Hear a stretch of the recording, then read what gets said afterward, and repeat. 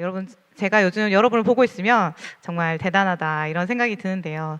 저희 때도 취업을 위해서 준비를 많이 하기도 했지만 여러분도 보고 있으면 주말도 없이 자격증을 따러 가고 뭔가 이력서에서 뭐 한 줄이라도 더 채우려고 인턴을 하고 이제 갖가지 이제 스펙을 쌓는 모습을 보면서 대단하다 이런 생각을 많이 합니다.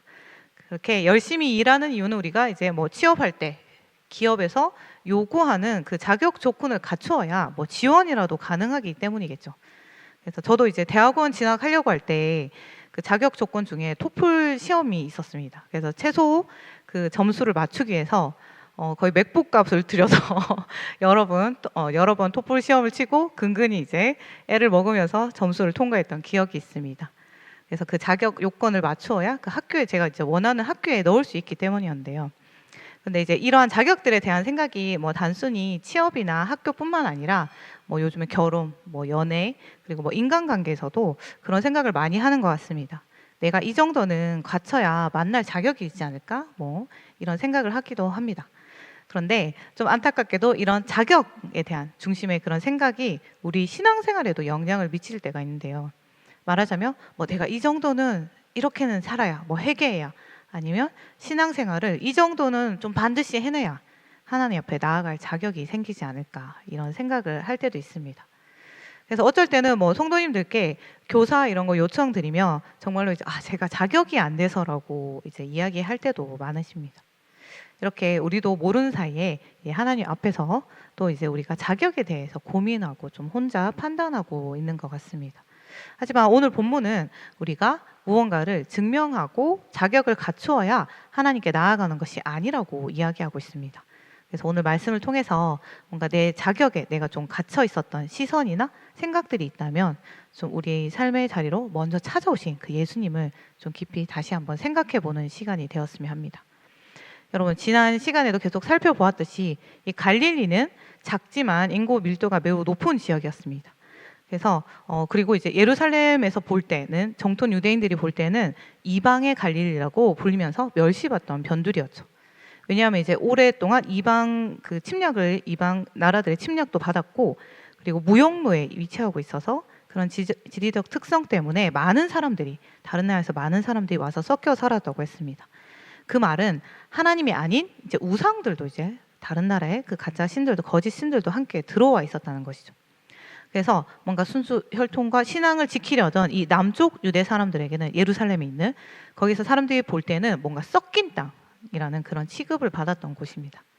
근데 바로 이 지역에서 오늘 이제 예수님은 온 갈릴리를 두루 다니셨다고 합니다. 마태복음 4장 23절 함께 읽겠습니다. 같이 읽을게요. 예수께서 온 갈릴리에 두루 다니사 그들의 회당에서 가르치시며 천국 복음을 전파하시며 백성 중에 모든 병과 모든 약한 것을 고치시니. 예수님이 두루 다니셨다는 이 말은 말 그대로 한 곳에 머물러 계신 것이 아니라 말하자면 유대인들이 좀 가장 성스럽게 여기는 그 예루살렘 성전에 앉아서 사람들이 찾아오기를 기다렸다는 것이 아닙니다. 이제 끊임없이 발걸음을 옮기면서 사람들의 그 삶의 터전을 구석구석 찾아갔다는 그런 뜻입니다. 근데 23절을 잘 보면 이제 이 구절에 나오는 행동들이죠. 동사들. 이 행동의 모 주어가 전부 예수님이신데요. 말하자면 예수님이 다니셨고 예수님이 가르치셨고 예수님이 전파하셨고 예수님이 고치셨다고 합니다.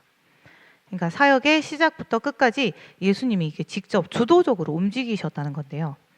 그래서 이제 23절은 보통 뭐라고 하냐면 이어질 이 예수님의 그 모든 공생의 사역을 한눈에 보여주는 요약본이라고도 합니다. 그리고 그 사역을 세 가지로 요약하면 바로 가르치심, 전파하심, 고치심입니다. 그래서 가르치셨다는 것은 이 회당, 요즘 말하는 교회 같은 곳에서 이제 성경을 깊이 풀어주는 그런 것이었고, 이제 전파하셨다는 것은 천국이 가까이 왔다고 사람들 앞에서 이제 선포하신 거예요. 하나님 나라를. 그래서 쉽게 다시 말하면 가르치셨다는 것은 이제 사람들의 좀 머리를 향한 그런 외침이셨고, 전파하셨다는 것은 사람들의 마음을 향한 결단을 향한 그런 것이었습니다. 거기에다가 이제 몸과 영혼을 좀 이렇게 일으키는 그런 치유 사역도 더해졌는데요. 그렇다면 이 모든 행동에 주어가 예수님이라는 사실이 왜 중요할까요? 그 이유는 바로 사람들이 먼저 하나님을 찾아 나선 것이 아니라 예수님이 먼저 그 사람들의 자리로 걸어 오셨음을 그 예수님이 사람들을 향해서 우리를 향해서 주체적으로 주도적으로 움직이셨음을 보여주기 때문입니다. 그래서 우리가 사는 마을로 우리가 모이는 그 교회로 회당으로 심지어 아무도 거들떠 보지 않던 그 변두리 구석구석까지 예수님이 먼저 가신 것입니다. 근데 우리가 이제 종종 하나님 만날 때는 뭔가 내가 만나야 된다고 생각할 때가 많죠. 내 마음이 준비되었을 때라고 생각할 때도 있습니다. 내가 마음에 더 여유가 생기면, 뭔가 내 삶이 좀 정리되면, 내 신앙이 좀 더 나아지면 그때 하나님께 나아갈게요. 이렇게 생각할 때도 있습니다. 그리고 또 어쩔 때는 뭐 하나님이라는 존재가 뭔가 내가 닿지 않는 곳에 계셔서 얼마나 내가 좀 잘 준비되어서 오는지 좀 바라보고 계신 것 같은 그런 무의식 중에 그런 착각을 할 때도 있습니다. 뭐 말을 하자면 뭐 소개팅 자리에 나가기 전에 그냥 그 가장 좋은 모습만 보여주고 이제 나가서 애를 쓰는 거죠. 근데 이제 준비되지 않은 모습으로 우리가 누구 앞에 나서는 게 쉽지는 않습니다. 사실은 자연스러운 마음이기도 한데, 하지만 오늘 본문에서는 이제 예수님의 모습은 이제 우리의 생각과 전혀 다른 거죠.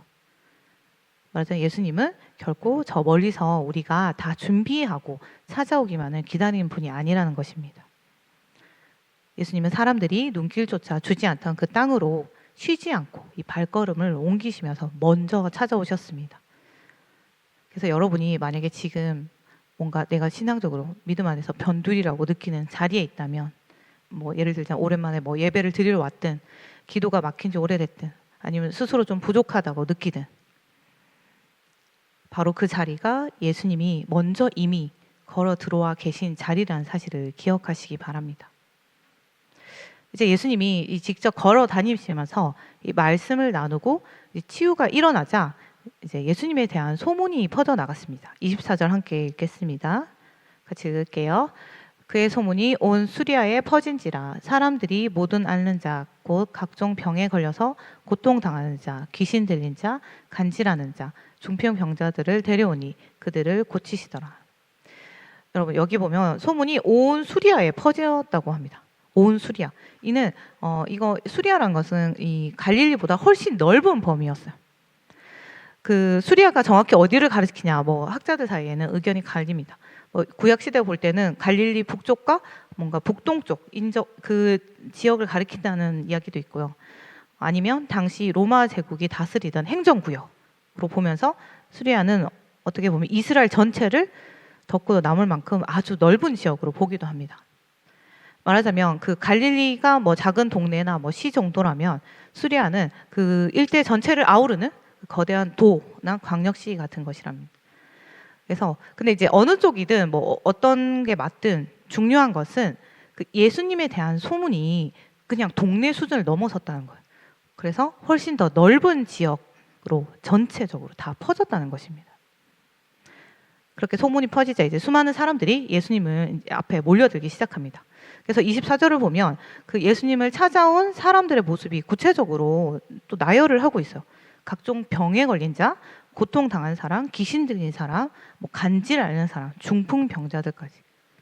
근데 여기서 또 이제 보면 귀신 들린 사람이랑 다른 질병은 또 분명하게 성경에서 구분해서 기록하고 있는데 이때 사람들도 당시 사람들도 몸이 아픈 것과 뭔가 악한 영에 사로잡힌 이 영적인 문제를 좀 구별하고 있었다는 것을 볼 수 있습니다. 뭐 그런데 그렇다고 이 당시에 귀신을 쫓는 일이 엄청 흔한 일은 아니었어요. 그런 상황 속에서 이 예수님은 어떤 뭐 도구나 주술사처럼 도구나 뭐 절차 없이 오직 그 하나님의 권세 있는 말씀 한마디로 이 악한 영들을 단번에 내쫓이는 걸 이제 보여주신 겁니다. 그러니까 사람들의 눈에는 이제 태어나서 처음 보는 뭔가 충격적인 광경인 거죠. 그래서 나중에 이제 비슷한 장면을 목격한 사람들이 마가복음에서 이렇게 기록하기도 하죠. 다 놀라 서로 물어 이르되 이는 어찌미냐 권위 있는 새 교훈이로다. 더러는 귀신들에게 명한즉 순종하는도다 하면서 다 놀라기도 합니다. 그리고 여기 나열된 것 중에 중풍병도 있잖아요. 이 시절의 중풍병은 의학적으로 손쓸 방법이 없는 어떻게 보면 불치병이었어요. 그래서 몸이 굳어버리면 평생 이제 누워서 지낼 수밖에 없는 뭔가 절망적인 그런 사람들 그런 삶 자체였습니다. 그런데 이제 24절에서 이토록 뭔가 길게 절망적이고 고통스러운 목록들을 나열하고 있는 이유가 뭘까요? 그냥 예수님께 나온 자들이 다양하다고 말하고 싶은 걸까요? 아닙니다. 마태가 이 긴 고통의 목록들을 나열한 이유는 육체의 질병이든 정신적인 고통이든 영적인 억눌림이든 예수님의 손길이 닿지 못할 그런 절망은 없다는 겁니다. 말하자면 예수님의 치유와 회복의 능력에는 그 어떤 한계도 없다는 사실을 우리에게 분명하게 보여주기 위한 것입니다. 그런데 이제 24절 마지막을 보면 사람들이 이런 고통과 절망 속에 있는 사람들을 데리고 왔다고 해요. 그러니까 스스로 온 게 아니고 데리고 왔다고 합니다. 말하자면 거기 모인 사람들은 어떻게 지금 나열된 사람들은 예수님께 걸어 나올 힘조차 없었다는 거예요. 뭐 너무 아파서 몸을 가누지 못하거나 아니면 뭐 중풍병으로 손가락도 뭐 까딱할 수 없었거나 아니면 영적으로 억눌려서 온전한 정신으로 있지 못했거나 그렇게 다른 사람의 도움이 없으면 예수님께 나아올 수도 없는 존재라는 것입니다. 그렇기 때문에 그들은 사실 예수님을 위해서 한 일이 단 하나도 없었습니다. 예수님 말씀을 뭐 제대로 이해한 것도 아니었고 내가 뭐 믿음이 있음을 행동으로 증명해 보인 것도 아니었다. 그럼에도 불구하고 예수님은 그들을 조건 없이 온 자들을 모두 고쳐주시고 품어주셨다는 것입니다. 여러분, 예수 그리스도를 통해서 우리에게 전해진 이 복음은 우리가 먼저 자격을 갖추고 실력을 증명하면 그때 대가를 주겠다고 말하지 않습니다. 오히려 하나님 나라는 정반대인 거예요. 그래서 예수님은 이어서 5장에서 어떻게 살아야 하는가, 천국 시민이라면 어떻게 살아야 하는가, 진정한 제자의 삶을 가르치시기 전에 4장에서 지금 먼저 그들의 아픔을 끌어안고 조건 없는 그 은혜를 보여주시는 거예요. 그러니까 여러분, 요구가 먼저가 아닙니다. 어떤 자격을 갖춰야 하는 것이 아닙니다. 하나님의 은혜가 먼저인 것입니다. 우리가 아직 부족하고 연약하고 아무것도 할 수 없을 때 이 하나님의 긍휼이 예수 그리스도를 통해서 우리에게 먼저 주어진 것입니다. 그렇다면 예수님이 이렇게 사람들을 고치신 이유가 뭐 단순히 마음이 좋으신 분이어서였을까요? 아니겠죠. 세례 요한도 이제 앞에서 봤듯이 천국이 가까이 왔다고 외쳤어요. 하지만 요한에게는 세례 요한에게는 천국은 앞으로 언젠가 올 뭐 미래의 일이었어요. 하지만 예수님이 이 손을 얹으시는 순간 그 천국은 그 뭔가 먼 훗날에 일어날 그런 미래의 이야기가 아니라 지금 내 눈앞에 현실이 된 것입니다. 그러니까 마귀가 쫓겨나고 굳었던 다리가 펴지고 짓눌렀던 영혼이 자유를 얻는 바로 그 현장에 하나님의 살아있는 다스림과 천국이 그들의 삶에 실제가 되어 들어온 것입니다. 그래서 여러분, 하나님은 결코 우리의 자격증을 검사하시는 분이 아니십니다. 여러분, 환자가 피를 흘리면서 이제 의식을 잃고 막 들것에 실려서 응급실에 왔는데 어느 의사가 만약에 뭐 너 정신 똑바로 차리고 뭐 혼자 걸어 들어오면 그때 치료해 줄까라고 말하는 사람 아무도 없습니다. 여러분도 이상하게 생각하잖아요. 그런 상황은 그런 의사는 없습니다. 오히려 혼자 힘으로 숨조차 쉴 수 없고 아무것도 할 수 없는 그 위급한 상태이기 때문에 의료진이 가장 먼저 달려 나오죠. 그리고 치료를 시작하는 것입니다. 어떻게 보면 오늘 24절에 이 실려 나온 병자들도 이와 같은 거죠. 그들이 훌륭하게 신앙 고백을 하고 뭐 고침 받았던 것도 아니고 뭐 눈물로 회개를 해서 응답받은 것도 아니었습니다. 그냥 그 처참한 모습 그대로 예수님 품으셨고 그 자리에서 조건 없이 고쳐주신 겁니다. 그 하나님 나라의 다스림을 선물로 주신 것입니다. 여러분, 내 삶이 지금 엉망이고 여유가 없다고 느껴지시나요? 그렇다면 그 엉킨 삶의 매듭은 여러분이 푸는 것이 아닙니다. 하나님께서 은혜로 먼저 풀어주실 것입니다. 그래서 우리가 할 일은 막 자격을 따지는 게 아니라 뭐 그저 힘이 없으면 없는 채로 그냥 쓰러져 있으면 쓰러진 채로 그냥 있는 모습 그대로 예수님께 나아오는 것입니다. 그때 거저 주시는 그 은혜가 여러분의 삶을 다시 회복시킬 줄 믿습니다. 여러분, 예수님이 이제 직접 돌아다니면서 사역을 시작하시자 이제 소문이 멀리까지 퍼졌죠. 이제 많은 사람들이 몰려왔는데 25절에서는 이제 실제로 사람들이 어디서 몰려왔는지 또 구체적으로 이야기하고 있습니다. 25절 같이 읽을게요. 같이 읽겠습니다. 갈릴리와 데가볼리와 예루살렘과 유대와 요단강 건너편에서 수많은 무리가 따르니라. 여러분 이 지역들을 좀 살펴보면 갈릴리는 예수님이 직접 이제 베이스 캠프처럼 이제 직접 다니시면서 사역을 시작하신 출발점이었고, 데가볼리는 10개의 도시란 뜻입니다. 주로 이방인들이 모여 살았던 곳이고, 예루살렘은 여러분이 잘 알듯이 성전이 있는 이제 유대교의 중심이었죠. 그리고 이제 예루살렘을 품고 있는 남쪽 전체 지역을 유대 땅이라고 합니다.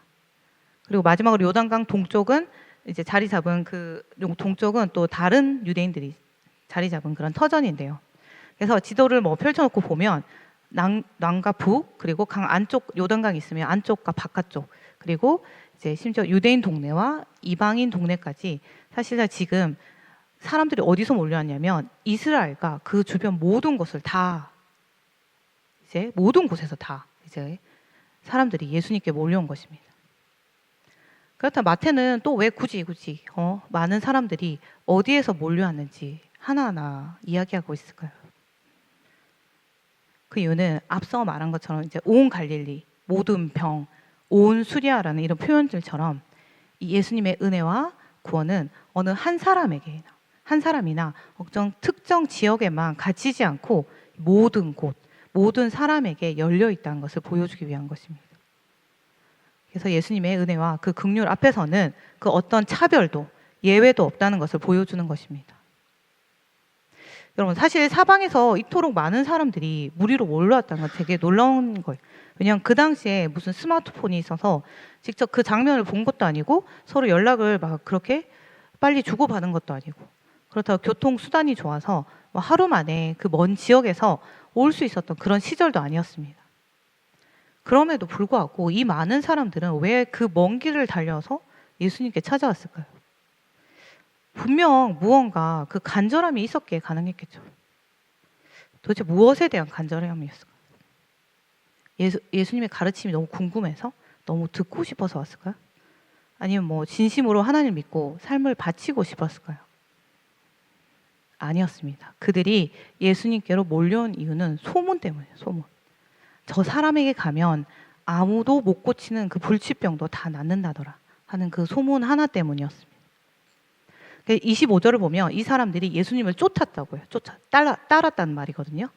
근데 사실 이 단어는 그 4장 18절에서 22절, 이 앞에서 봤던 그 본문에서 베드로와 안드레 그리고 야고보와 요한이 모든 것을 버리고 예수님을 따를 때 쓰인 것과 같은 단어예요, 사실은.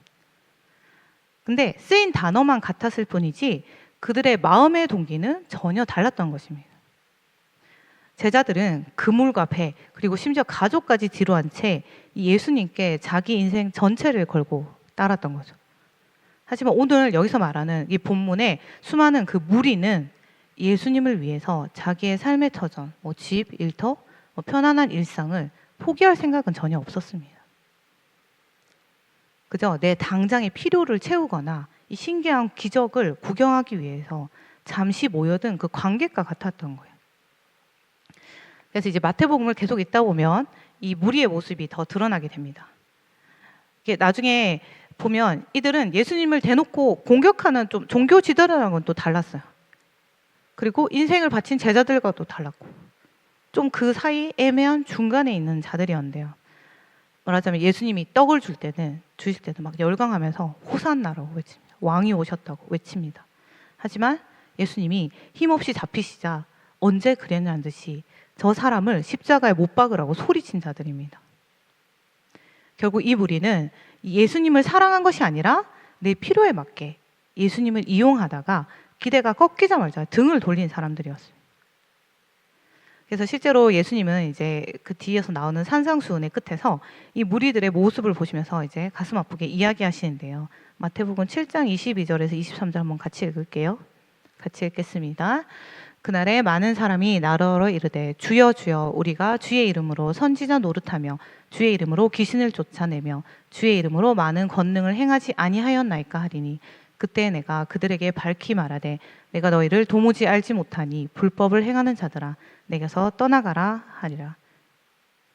그러니까 이 사람들은 엄청난 기적을 보았을 뿐만 아니라 심지어 자기들도 귀신도 쫓고 능력을 행하기까지 한다고 합니다. 그런데 예수님은 모른다고 합니다. 그들은. 예수님 왜 모른다 하실까요? 그들이 뭔가 지식이 부족했을까요? 자격이 부족했을까요? 아닙니다. 그 마음의 방향이 완전 틀렸기 때문입니다. 그들은 예수님을 내 소원을 들어주고 유익을 주는 도구로만 생각했지 내 삶을 바쳐서 사랑하고 딸을 구원자로 바라보지 않았던 것입니다. 말하자면 예수님이 주시는 선물은 챙겨갔지만 정작 그 선물을 주신 분에게는 자기 마음을 단 한 조각도 내어드리지 않았던 것입니다. 여러분, 이제 말씀을 맺겠습니다. 오늘 예수님은 우리가 그럴듯하게 준비되기를 기다리신 분이 아니라고 했습니다. 예루살렘 성전에 앉아서 기다리시면서 그렇게 계신 것이 아니라 이 멸시받고 천대받던 그 이방인의 갈릴리 마을 구석구석을 쉬지 않고 두루 다니시며 그들의 육체와 영혼을 구하시기 위해 먼저 찾아오셨습니다. 그리고 우리가 스스로 걸어 나갈 힘조차 없을 때도 무기력하게 들것에 실려왔을 때도 예수님은 그 자격을 묻지 않으시고 있는 모습 그대로 우리를 품고 고쳐주신 분입니다. 그 예수님께서 오늘 여러분을 초청하면서 물어보십니다. 너는 내가 쥐어주는 선물 때문에 내 주변을 맴도는 무리로 남겠느냐? 아니면 나라는 존재 자체를 사랑해서 삶의 방향을 바꾸는 제자가 되겠느냐? 여러분, 요즘 SNS 많이 하시죠? 거기 보면 마음에 드는 사람을 팔로우합니다. 버튼 하나만 누르면 그 사람의 일상과 정보, 내가 필요한 혜택 그런 걸 다 볼 수 있죠. 하지만 정말 내가 그 사람의 가치관과 삶의 방식대로 내 삶을 실제로 바꿔보겠다고 결심한 사람 많지 않습니다. 어떻게 보면 이제 굉장히 존경스러운 사람이 있어도 필요한 정보만 챙기거나 마음에 안 들면 조용히 이제 언팔을 해버리죠. 오늘 본문의 무리가 바로 이런 모습의 사람들이었습니다. 예수님을 팔로우 했다고 했지만 예수님을 따라 살지는 않았던 사람들. 여러분 지금 예수님을 팔로우하고 계십니까? 아니면 그분을 따라서 그 사람의 예수님의 삶을 따라 살고 계십니까? 근데 여러분 그렇다고 은혜를 잃어버리지 않으려고 지금부터 억지로 무거운 짐을 지고 이렇게 봉사를 하고 해야 된다는 뜻은 아닙니다. 그저 이미 내 삶에 부어주신 그 놀라운 사랑 안에서 나는 이제 어떤 마음으로 예수 그리스도께 반응할 것인가를 묻는 지금 예수님의 그 따뜻한 초청인 것입니다. 그런데 이 초청은 그 은혜의 선물만 구경만 하고 지나가라는 건 아니에요. 무리에서 제자로 방향을 바꾸라는 초청입니다. 여러분이 오늘 이 자리에 나온 이유가 어떠하든 형편이 어떠하든 그 어떤 이유도 괜찮습니다. 예수님이 여러분이 계신 그 삶의 자리로 먼저 걸어 들어오셨어요. 그리고 오늘 은혜를 받는 것으로 끝내지 마시기 바랍니다. 그저 그냥 팔로우만 하고 돌아가는 무리로 오늘을 넘기지 마시기 바랍니다. 나를 먼저 찾아오시고 살려내신 그 사랑의 감격하에서 주님, 제가 이제 내 손에 그물을 내려놓고 주님을 따르는 제자가 되겠습니다라고 믿음으로 결단하고 응답하는 저와 여러분이 되시기를 예수님의 이름으로 축원합니다.